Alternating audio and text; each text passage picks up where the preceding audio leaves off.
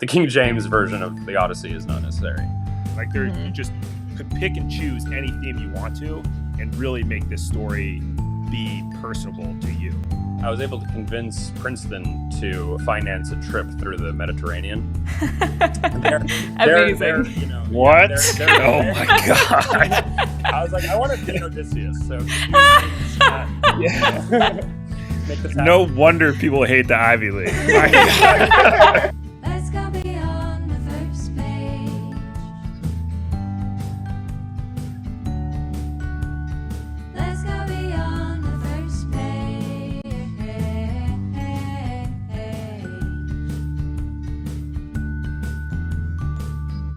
Welcome back, Second Pagers. This is Beyond the First Page podcast with siblings Phoebe, Phil, and Isaac. I'm Phoebe. I'm Phil.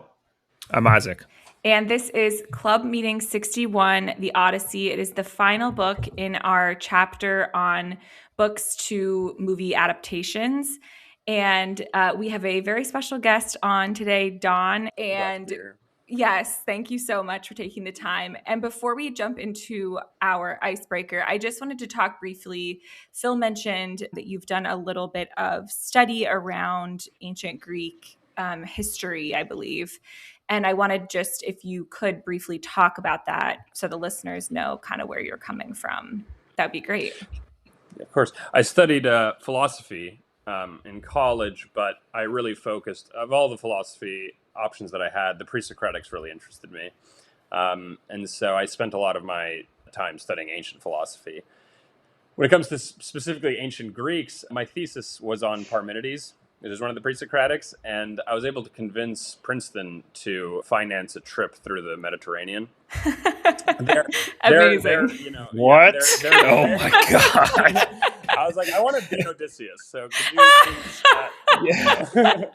make this happen? No wonder people hate the Ivy League.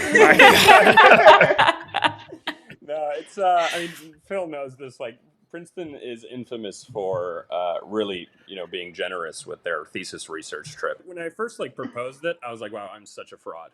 There's no way this gets through. And then as I've heard other people's stories, it's like I was totally justified. Oh, for sure. Yeah. Sounds like it. But the idea was that all the pre-Socratic philosophers are associated with a city. Mm-hmm. So you have Heraclitus of Ephesus, Parmenides of Elia, Democritus of Abdera. And so I just went down the list and I extracted all their cities. And I asked Princeton if they would finance a trip where I pretty much, visited each of them. So I spent my holidays, the entire month of January and a good chunk of December, just in Turkey and Italy and Greece. And it was a lot of fun. I went into that trip not being totally sure how this was going to inform my research, but it actually ended up, doing that, being super fruitful. Yeah. There was, one of the things that I noticed is all of those cities were actually pretty thriving port cities. They're all ports. They're all coastal.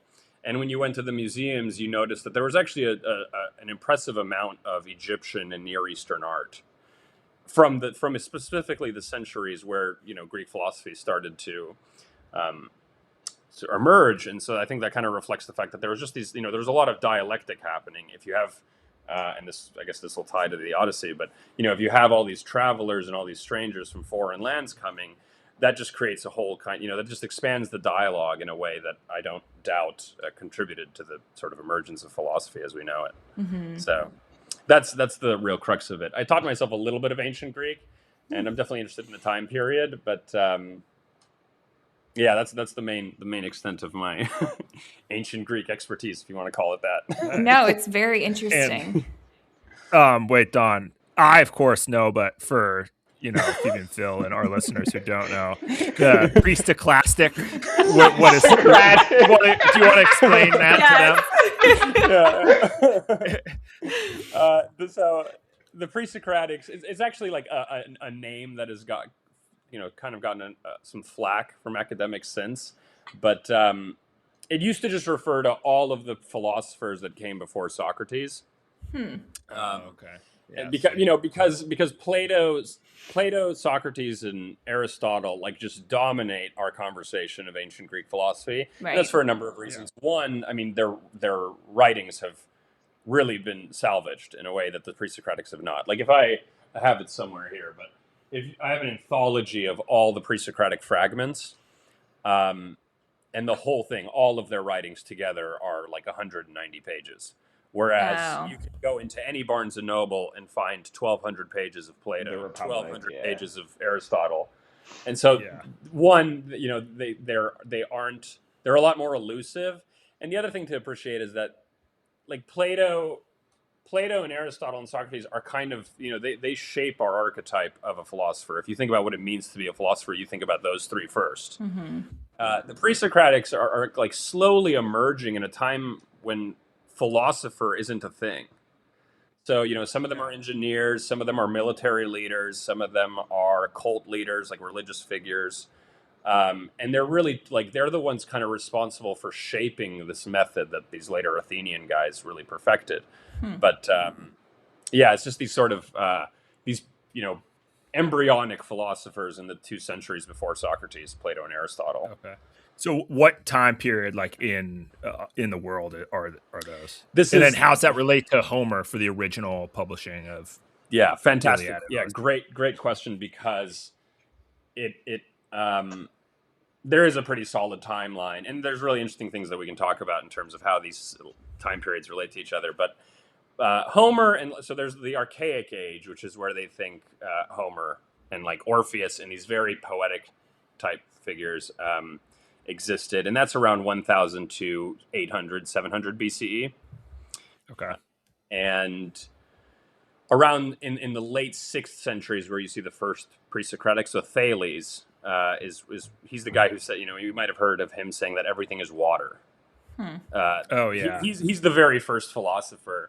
And what's interesting is like we've diluted their messages. No pun intended.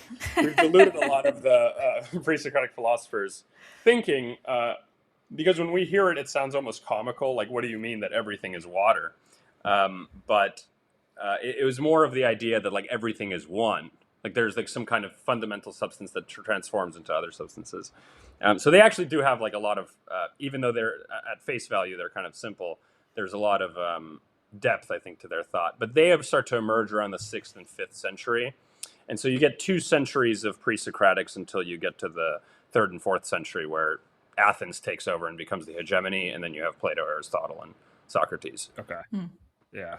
So And this is supposed like to Homer happen. is like 1,000 years before Aristotle then. Yeah, Or several 1600 years before. several centuries. Like Homer's like Yeah. 600. Yeah. Or 600. Mhm. Okay. Yeah. I mean, Because also what's interesting is that this is like until what was it, 1823 Don or Mhm. something, we thought all this was BS. Like we thought Troy was BS. We Yeah. thought like the Odyssey was BS. And then this guy who was basically just like a super nerd was like, I'm not accepting that it's BS. Like I'm gonna find it and I'm gonna prove that it happened. And he did. Like he just dug up Troy, and everyone was like, "Oh shit, Homer actually was Was working on making something stuff real." up." Yeah, But like, isn't it it's- aren't the like the whole idea of the Trojan War from Homer's writing is still like we're not exactly sure if it is like historical fiction, Oh, fiction, yeah. or you know, Well, it's definitely at least a little bit of fiction. I mean, With the gods. yeah. Right. Well, I don't know. We'll get into Cyclops. I mean, we'll see. I love. We're getting like very into the thing, so I'll come back to it later too. But this idea of that the end of the Odyssey was like the end of the gods' interaction. Yeah, Right, with with humans. was a very cool explanation in Stephen Fry's version. Mhm. So Yeah. who knows? You know, No, that's actually a great.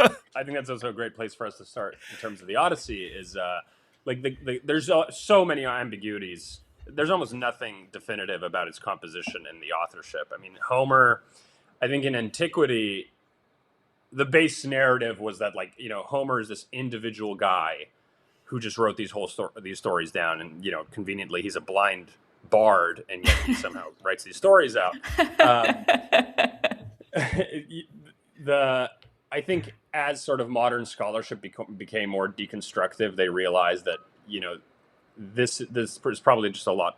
The composition of the Iliad and the Odyssey was probably a lot more complicated, probably stretched over a long period of time, and as I'm sure was, I'm not sure which translations you guys read, but Emily Wilson shed a lot of light on sort of how they went about realizing that it was probably composed from earlier oral traditions. And that's just obvious in the text too. Like you get these settings where Demodocus is telling people about stories, and he's a blind seer too. I think actually the image of Homer being a blind bard, some people have extrapolated that he was self-inserting with Demodocus. With that, right? But yeah, with I think I'm of the mind. I have a hard time imagining that a single. It's too convenient to imagine that a single person did. Maybe there was a single person who like codified these texts into the canons that we have, but I imagine it was. These were all separate stories about similar characters, different oral traditions that somebody later, sort of compiled. I think there's a good example of that in Norse mythology too. There's, the prose or the poetic Eddas, if you guys have heard of those books, they're like, the Norse mythology canons. They were only like gathered in the 13th century by a guy named Snorri Sturluson, who went out of his way to collect as many oral traditions into one book. And I think that's probably what happened with the Iliad and the Odyssey. Okay.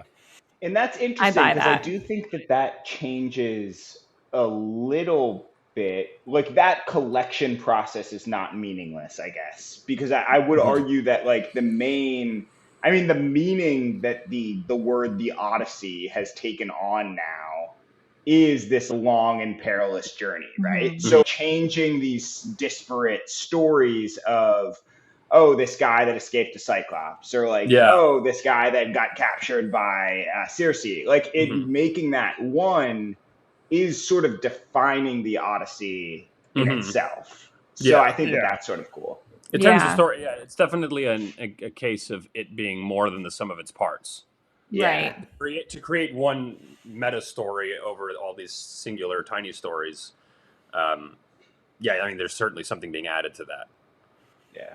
And then to have the whole idea be that I think the point is like him getting home, right? So that being like the overarching then. Yeah.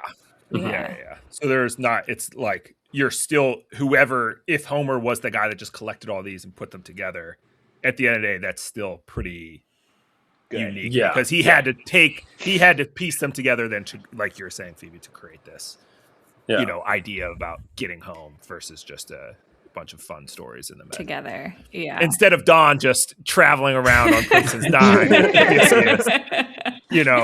acting out the part. Yeah. Well, this was great. And I think actually we can use that as kind of our intro. So Isaac, if you'll just briefly then summarize the Odyssey and then we'll get back into talking about it, that would be awesome. Yeah. So the Odyssey, this is Stephen Fry's retelling of the Odyssey by Homer. Yes. For the Stephen Fry version, it's his fourth book in a kind of ancient Greek summarization of a bunch of different stuff. So, and he says you don't need the other three books to understand this one. And while that is true, in our intro episode, we discussed it would have been helpful to have a little bit of background, I think, at least for his retelling of the Odyssey. So in the Odyssey, we follow Odysseus. He had just finished the Battle of Troy, and it takes him 10 years to get back home. He just wants to get back home to Ithaca, and he has to go through a bunch of trials, like escaping the Cyclops, surviving Circe and the Sirens, and then eventually retaking his home after a bunch of suitors are trying to marry his wife back on Ithaca.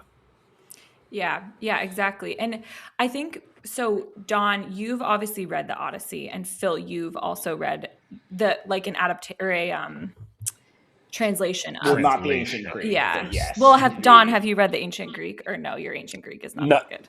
Okay. Not in the original, no. Okay. No. Wait, how many translations have you read, though, Don? For this podcast, I recapped on Emily Wilson's. And then before. Have you read the W.H.D. Rouse one? I'm not sure. I'd have to look. Okay, that's the one I read. So. Okay. Most recently, I read Wilson's. Nice. And that's kind of sort of all the rage recently. That's the one you recommend, Dawn, or do you have a different one that you recommend as far as the translation? I think given that I've only read two, I'm not sure if I could provide like the most in-depth recommendation. I will say that Emily Wilson's is really readable. Okay. And sometimes I find, like, I've certainly opened up translations of the Odyssey that, they can Read like the King James. Yeah, they commit themselves to like Yeah. another form of English because they kind of want to give it this like archaic feeling, but it's just as anachronistic to be like old English. Yeah. So Yeah. I think like I think she got some, like, there's some critics of Emily Wilson's translation. Like, I think readability is what you should prioritize, especially for a new reader. Like, need to be reading. And right, the King James version of the Odyssey is not necessary. Yeah, for sure. Those are all the translations that I've tried, and I just have given up every time. Yeah, the one I tried. Just because it's so brutal. Like, I can barely read Emily Bronte, let alone. It doesn't add anything. And I will say, like, the mix, I think it's hard enough just with the Greek names. Like, the Greek names give it enough antiquity that I'm like, all right, I'm in the time. Like, Telemarcus. Like, I seriously that is hard enough for me to keep track of. And I wish that I had written them down. Especially, and we'll talk about this, but especially the Stephen Fry version had me like confused off my rocker. Yeah. I might have pronounced, like, worded out Agamemnon's wife, Clytemnestra. Yeah. Clytemnestra. I like worded it out the first time, and every single time after that, I just sort of mumbled my words. Yeah, it's just like, Agamemnon's wife. Exactly. Just, it's like reading Dostoevsky. Mrs. Agamemnon. Where you just like recognize the order of letters, the V's and the R's, and just like, that character, that person, exactly. Like, that's so funny. Yeah. So Phil, I'll ask you because I'm curious. Yeah. How Stephen Fry's Odyssey relates to the translation that you read.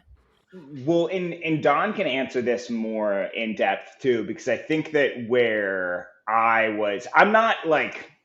So I think my biggest weakness in all of like work and study is detail orientation is horrible. It's the worst. I'm so bad.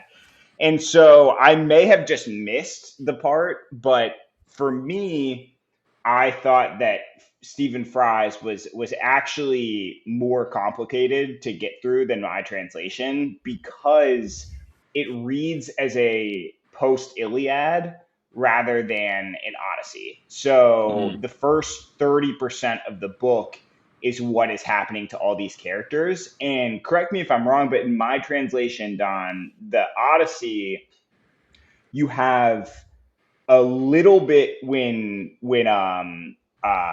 Odysseus' son is talking to Nestor, a little bit of what happened post Iliad, but not like this elaborate telling where like any of these people are even characters. Like, it's literally just Nestor's like, Agamemnon went home and blah, blah, blah, blah. Yeah. So I thought that was extremely confusing from Stephen Fry's version because like Odysseus doesn't even come up until 25% of the way through. Yeah. Like the Odyssey does not start. So, and it sounds like, correct me if I'm wrong, Phil, but it sounds like he's like telling it in chronological order as opposed to the way that it kind of bounces around in the original. So not actually. Yeah, it's not. He chooses a different confusing way to tell it. Actually. So I will say the Odyssey, like Homer's way to tell it, is also confusing. But I think, Phoebe, my answer to yours is yes, I would say they read it, but it is not like, because he does not omit anything in the Odyssey. Like he just he adds more. it. So I think that it sounds right. Like I think he adds more, and especially when you get to the actual tales of Odysseus, that is pretty spot on of what happens in what order. Yeah. In the Homer version and in the translations, is it Odysseus being rescued and then retelling his story to those people like it was in Stephen Fry's, or is it's happening to him? It starts with Telemarcus. Is it Telemarcus? Telemachus. Yeah, Telemachus. Yeah, His it son. starts with 4 books of Telemachus, and then it's in like the present, and then he's like he needs to go find him, and then it goes back 20 years. Okay. and But you know so- how like in Odysseus, we find out about Odysseus like with the Cyclops and with the Sirens and with Circe because he has just escaped Circe's island and is rescued by those Phaeacians, I can't remember the city. people. The kings, and then he's like hosts in their and stuff. hall Telling them. telling his story. Is that Mhm. how it is in Odyssey, or is it in the translations like from Homer, or is it him? You're just reading him as he experiences that, as he experiences the sirens and the. It sounds kind of similar, actually, Phil. Like It's very similar. Yeah, Okay. it's him Oh, telling okay. about yeah, him. the first Yeah. like, Yeah. third of the book begins with Telemachus and Penelope in Ithaca with the suitors, Mhm. and then Yeah. he finds out from when he goes to Sparta, he finds out from Menelaus and Helen that Odysseus is on the island with not Calypso. Cyclops, Calypso. Calypso. Another, Yeah. Calypso. Or sorry, Calypso's island. He is. Yeah. yeah. Yeah. And then we find once he gets away from Calypso, he goes to the Phaeacians and he goes to that banquet and then he tells a story. Yeah. Okay. Okay. So it is the same Format. kind of like, yeah. Yeah. I Jumping think he around does it structure. justice. I think that, like, honestly, the translation that I read was maybe a little less slang, but just as modern as Stephen Fry's. Like, very modern. So, yeah, I think it's pretty legit. One of the things I didn't catch in Stephen Fry's was, and maybe this is just because I was driving and missed it, but, like, him going past the island right at the start after the Trojan Yeah. War. Yeah, I he fell just, asleep. like, Yeah. brutal. Yeah. That one hit me a lot harder in the second reading, I will say. I was just like, holy shit. Yeah. Because his whole crew is just like, he's got to have some gold in that bag. Yeah. Yeah. Right. It is kind of funny because you think of like something that I have not read. Like I said, my recommendation for if you like this is The Adventures of Odysseus. It's like a 4 or 5 book series by Glenn Iliff, which is just like a novel version of this, and they go into a lot more detail, have more fake characters like Odysseus' friend and whatnot. But there is actually very like for him to be gone another 10 years. He only goes against 4 things. It's not like the 10 things of Hercules that he accomplishes in a year and a half or whatever. He only gets 4 challenges, and really it's just Calypso really holds him up for 7 years. Well, and that's what I was going to lot say. of about And he downtime. really just gets screwed by because they open up the bag with the wings. Yeah. Like if so it's really not like it is trials because it's like 10 years long, but it's really only 4 things. That he has to One beat. of which his crew does to him, and another of which he just ties himself to the mast and gets through it. Yeah. Yeah. So it kind of, it's kind of funny how we like I think of it as like it's like a constant trial. Yeah. When really it's only a couple things that he. But almost the second whole half of the book is him already back on Ithaca. Yeah. Almost. Yeah, which is- And that's the great, other which is a thing good that part. gets lost, I think, kind of. Yeah, in like in his- everyone's understanding of the Odyssey. Yeah, it's him reclaiming the throne. Yeah. Yeah, and I think that part was the most interesting to me, not the trials, but the Penelope story and him getting back to Ithaca. I think the thing that surprised me the most, just because I had like you always hear about the Odyssey, I had no prior really knowledge of it other than Odysseus's part in the Trojan War. Was that he was kind of a player. Like you thought he was this really good stand-up guy, and then he was actually having all these affairs on his way to get back home to his loving wife. But he had to be. He had to. And that's I think maybe the biggest difference between, and this is funny because I read about, so Don, you can illuminate us, but I read about the Wilson translation. That was everyone's biggest complaint, that she wrote it sort of like a feminist. Mhm. Which I probably don't think that's true. I think that's a bunch of like 70-year-old men that are just like, they were equally chaste. Like Odysseus was only screwing these people that he had to screw, and Penelope was not screwing any suitors. And maybe Emily Wilson was like, maybe Odysseus was like a little outside the marital bed, but I don't know. I think it's not. I think people are going to have that. Well, it's also because Emily Wilson got so much publicity, and there's a lecture on YouTube where she talks about this. But like, I think she was frustrated by the fact that like all the media coverage of her translation centers around the fact that she's the first woman to translate it. Like if just every headline includes like, pretty much the word woman, like about her translating it, and like woman translation, like it would be a different, like she would translate Greek differently. Yeah, exactly. And so they made a big, that was, I think, even from her side, like she didn't want that to be as pressing a thing that would color her translation. But even before like even a century ago, people did acknowledge, I think like even early scholars appreciated that the Odyssey is pretty broad in its perspectives in a way that the Iliad wasn't. Like the Iliad is a lot more masculine, where the women that are in this story are really objects. I mean, when they come up, it's because the warriors are concerned with their prizes, right? Whereas like Penelope and Circe and Athena, like all these characters are a lot more present, and they have just more complex plots surrounding them. And so, that's an interesting question as to why the Odyssey does that. Is it trying to, I think I remember when I took a classics course, like we talked about whether the Odyssey was more feminist than the Iliad. And I remember being like a little skeptical of that. Like, I think we should be wary of injecting like sort of the values of our time into what this author was trying to do. Mm-hmm. And I'm curious to hear your guys' thoughts on why you think it might broaden its perspective to include more female characters. But one thing is like I think the Odyssey is like a more sophisticated in its themes and its virtues, and like the things that it's like kind of telling the reader that they ought, like what qualities they ought to have. Should do, yeah. Iliad. In the Iliad, like everybody that is centered, whether it's Achilles, Hector, or Diomedes, they're centered because they're just fantastic warriors. Mm-hmm. And that's most applicable to a male reader, like if the message is that you should be a great warrior, that's a much smaller demographic of the population that you can really be speaking to.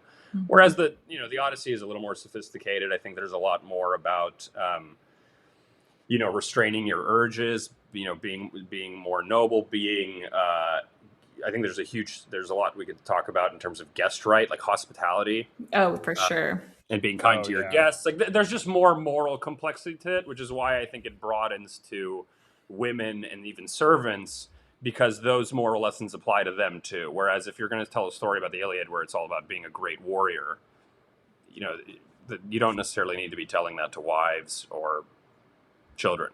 Right. In that time period. Yeah. Mm-hmm. I said this in our intro episode. I think the Odyssey is like one of those complete stories that like has everything, kind of like what you're saying, Don. Like it's very broad. Mm-hmm.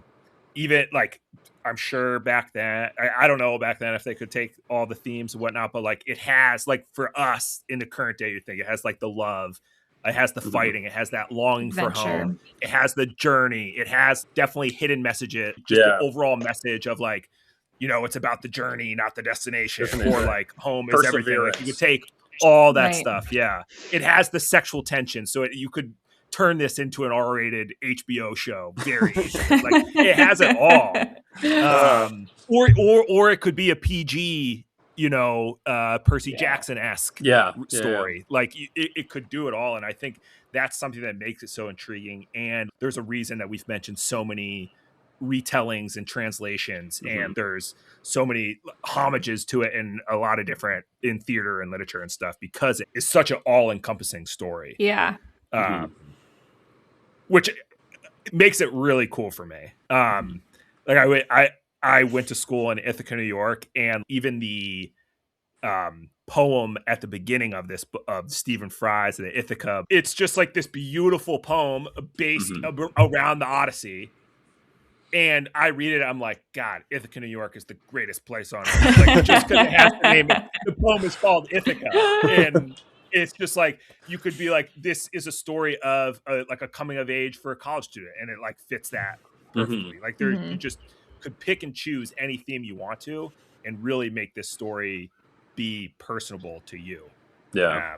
Which I think is really cool. And crazy because, like, as Don kind of outlined for us, I mean, it's so old and it's written by people who, yeah, like you said, Don, don't have the same values.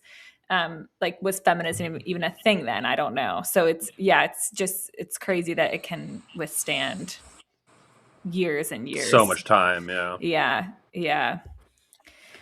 It's very interesting, and I think that's too why, you know, the theme of this chapter with Nolan creating this movie, you know, like Isaac said, it can be a HBO series or it can be a major motion picture, which it will be. So I think in our intro episode, I sort of had umbrage against the fact that, I mean, so don't get me wrong, love Christopher Nolan for sure, like 20-year-old white boy, like very in that class of like anything Christopher Nolan makes is the best film of all time, for sure. But to me, the Odyssey read as like an adventure tale where the trailer looks very serious. And like there were so many little pranks that Odysseus is pulling. I think you could make this an adventure, like a little quirky, where he's like, I miss my wife so much, Calypso, you have to let me go. Okay, we'll have sex one more time, and then I'll leave in the morning. Very similar to like, how you could Stephen just, Fry adapted this, to be honest with you. Like, well, I mean, but that did also happen in the Odyssey, and like, I just think that, but his lightheartedness and like how he tells it. Stephen Fry's version is very lighthearted. Yeah, it is lighthearted, but in ancient Greek, like calling yourself nobody, like that is a prank. No, it is funny to in general. get out of Yes. the situation. Mhm. Yeah, and I think that he is a little bit of a trickster, and I just think that he's also like as you said, this is 7 years on Calypso's island and 4 side quests. And that's sort of what the Odyssey is. So I don't know. We'll see how it goes. And I know that like you get credit from making a cool trailer like that. So maybe it will have some humorous parts. Mm-hmm. But Dawn was also saying people are upset about the cast potentially. Like it's kind of polarizing because it's such a big cast. My only issue is with Zendaya because this is an extremely hot take, but I just think she is a terrible actress. So I'm like, I don't think that's that hot, actually. Okay. I don't think anybody's like, I haven't heard too many people say like, you know, she's like an incredible actress. Yeah. I found like, maybe I was giving it away, but I also have qualms with the cast. Yeah. Everyone's got a problem with this. Everyone, yeah. People are. I was using a Trumpism of like. Yeah. Everyone's saying it. Everyone's saying it. Yeah. But I just find. I think this is probably a conversation that a lot of producers have, where it's like, you know, if you just have big names on the cast, that gets you a good part of the way to having it be successful, to at least getting people to get in the seats. Right. But I like, there's a point where I find that a little comical. Like, you know, if and I get that these are like, you know, big actors, like, you know, a lot of people are going to like Matt Damon, but just having all these huge names. One is I think is going to be a little distracting. Did you guys ever see 1917? No. Yeah, I was just going to say, when like Benedict Cumberbatch just pops in for a little bit, just like, what? Like, yeah. So you look at that cast and he's there for what, like 2 minutes? Like, yeah. Sam Mendes specifically chose these no names to be the you know, at the time at least, these relative no names because it didn't distract you at all. And then, I mean, the juxtaposition of when Colin Firth or when Benedict Cumberbatch comes on screen, you're like immediately pulled out because you're like, oh, there's that actor. Right. I'm just surprised that Nolan wouldn't have taken the time to find maybe more just like actually Mediterranean, Greek or Italian talent or Turkish talent. One of the reasons I really I have a number of qualms with Tarantino as a person, but as a director, like one of the things that I really liked about Inglourious Bastards is he went out of his way to find German talent. We got Christoph Waltz. Mhm. Like now people Yeah. love Christoph Waltz because he went through the trouble Yeah. of finding him and bringing him to Hollywood. Right. You could do that with Greece. You could do that with Turkey. You could do that with Egypt. You could do that with any of these countries. And I think it would have created a much more authentic and a much more immersive experience if he had like a really, sort of, a cast that wasn't just, that didn't just prioritize star power. Yeah. I mean, let's get Chris Pratt and let's get let's get Ben Affleck playing. It just I don't know. There's something kind of shallow to me, but Yeah. I'm sure it'll be fine. Yeah. Apparently, I'm not sure if you guys saw, but Travis Scott is going to be Demodicus. I saw that he was in it. Yes.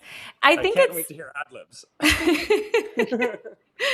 I think it's interesting too, because like we were just saying, the Odyssey is so well known on its own. Like you would think that would get people to the theaters on name alone. You don't need these big names. Yeah. Like it's a good enough story. Yeah. I didn't really think of that. I mean, I obviously saw the names and like, wow, they're really pulling out all the stops for this. Right. Yeah. But I now like thinking about that, like it would probably be a much better. Well, I mean, we'll see. It'll probably still be a very entertaining movie, but like it could have been like a much more work of art. Yeah, like a authentic cast. More local. Yeah, authentic cast. Yeah. But Hollywood, chooses. Yeah, I think there's something to be said for like Hollywood prioritizing certain things that aren't necessarily always artistic. Right. Money, and that's the name of the game. Yeah. But I mean, most of them. I guess people don't like Zendaya, but like, I mean, Matt Damon is great. Like he's going to do a good job. So. Right, they are good. Yeah. Well, so we've gone from ancient Greek to Stephen Fry's retelling to now talking about Matt Damon in Hollywood.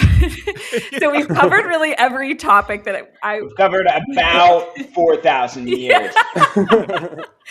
But I wanted to, before we did our ratings and sharing, if you like this book, I wanted Dawn to get your last take on anything that we didn't mention or that you wanted to bring up, especially as our guest and just having so much knowledge about this subject. When I think about sort of like my overall takeaway from the Odyssey, I think there's some like the most poetic side about it is that. And this isn't something you can appreciate. Like this is something actually I got out of the introduction by Emily Wilson. But she brings up that in the original Greek, the language is actually quite eclectic, and that different parts of the Odyssey have different like sort of linguistic hallmarks, dialects, things like that, of different sort of subregions of Greece. So that's kind of, and that's really interesting because it's a little meta, right? If the story is taking place all over Greece, it's cool that the actual language also reflects that sort of very geographical location. And then that I find really aligns with one of the bigger themes about it, which is like hospitality as a good value, or being hospitable, being a hospitable host, being a gracious host is like a really noble virtue. There's definitely something to be said about maybe xenophilia is a strong word, but xenos, the Greek term for like there's the term for it is something that in between stranger and friend, that has a positive connotation to stranger. And if like for a story that is, among other things, about hospitality and about being gracious to strangers, for it to be this sort of eclectic text that takes place all over the Aegean Sea and all among these all diverse communities, I just find it to be like a really beautiful, like meta way for it to embody its message. Is for it to also be the story that was likely strung together from all these different communities, right? To have the overall message of being like, hey, you should be gracious to your strangers. Yeah. And on an additional point, it really made sense of a motif that I had like appreciated in a lot of ancient Greek texts, but I had never like really made sense of, which was that the gods are always disguising themselves. So like in a lot of, and this is the case for the Iliad, this is the case in the Odyssey, and this is the case for a lot of Greek texts, the gods, rarely just show up as themselves. They're always taking the form of, an old man or a young child or a relative of the person they're speaking to. And in some, like in specific cases, it made sense. like here's a famous example is when Achilles finally shows up on the battlefield in the Iliad. Hector's running away from him, and Apollo wants him to die to Achilles, so he shows up as his cousin or something, and he's like, "Hey, we can fight him together." And like, great, and then he turns around to fight Achilles, and then Apollo just like pieces out. Achilles gets killed by him. Like he disguised himself to swindle him, but. In the Odyssey, there was a few explicit places where it says, I think I can probably pull it up, but it talks about. I think it gets most explicitly said when Odysseus disguises himself as a beggar and is talking to speaking to the suitors. Mm-hmm.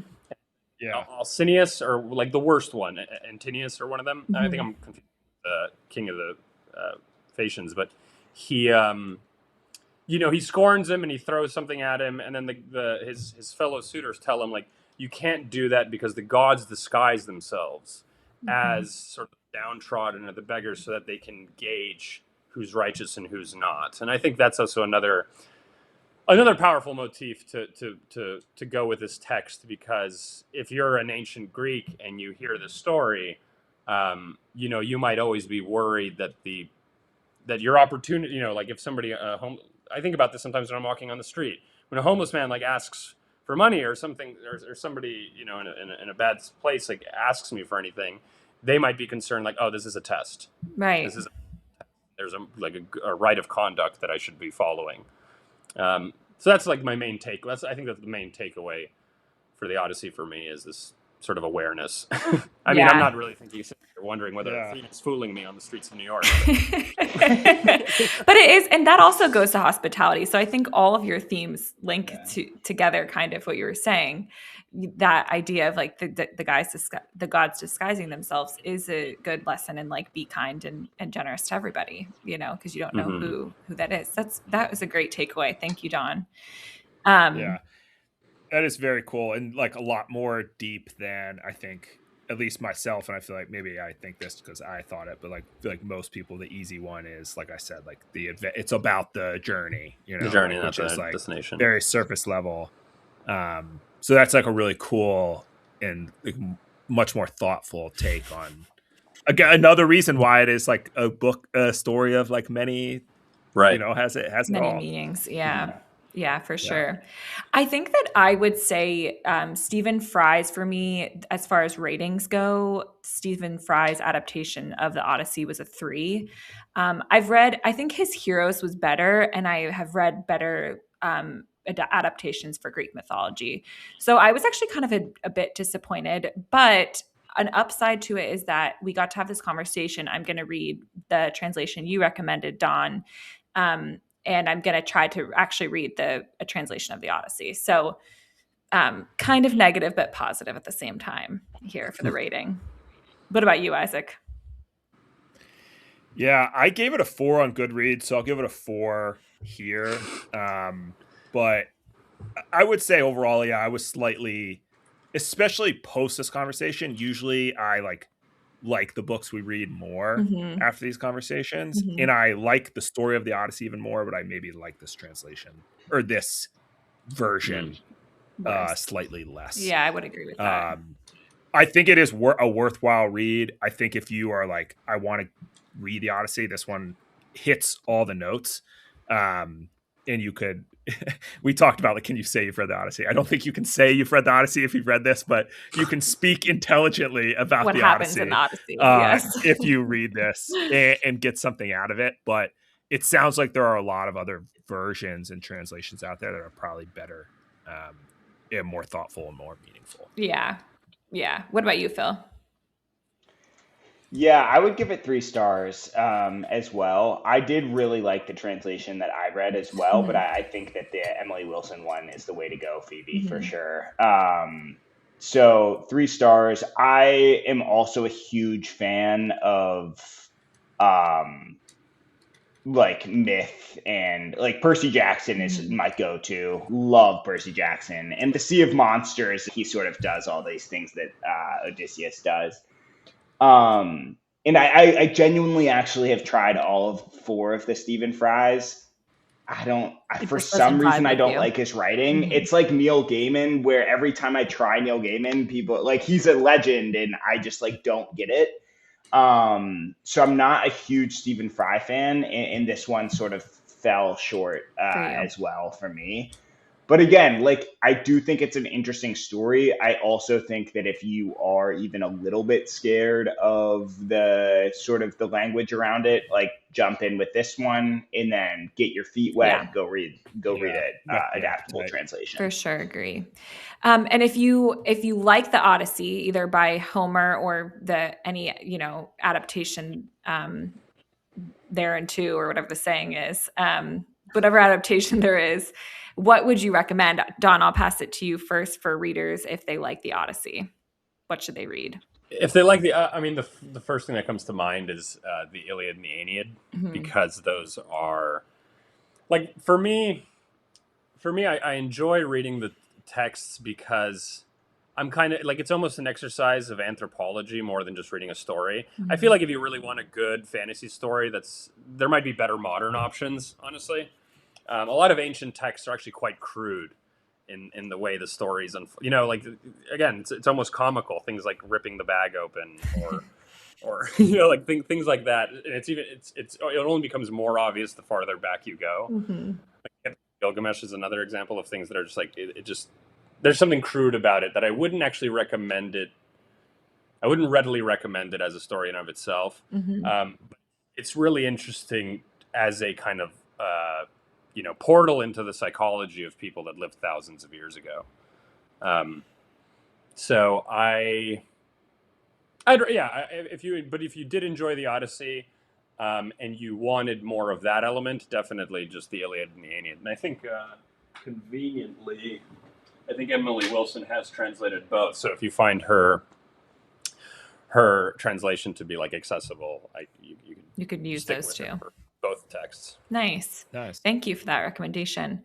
Isaac, what about you? What would you recommend? Yeah, I'd never heard, just before I say, I'd never heard of the Aeneid. Is that how you say The it? Aeneid, yeah, it's by Virgil, so Aeneid, a little more transparent. Yeah. Well, heard it. And in Stephen Fry Odyssey, he goes on like this little tangent about Carthage and Juno and the founding of Rome. And I'm like, what the hell is going on here? And then had to do a little research, and that is kind of an ode to the Aeneid, I guess. So that was something a little different. There's like very a confusing between the three of them. Yeah. Mine is The Adventures. It's a series, The Adventures of Odysseus by Glenn Iliff. It is a retelling. He takes a lot of literary license to add characters and stuff, but it sticks to the basic timeline of the Odyssey over, I think, like I said, 4 or 5 books. But really good. I consumed the whole series very quickly.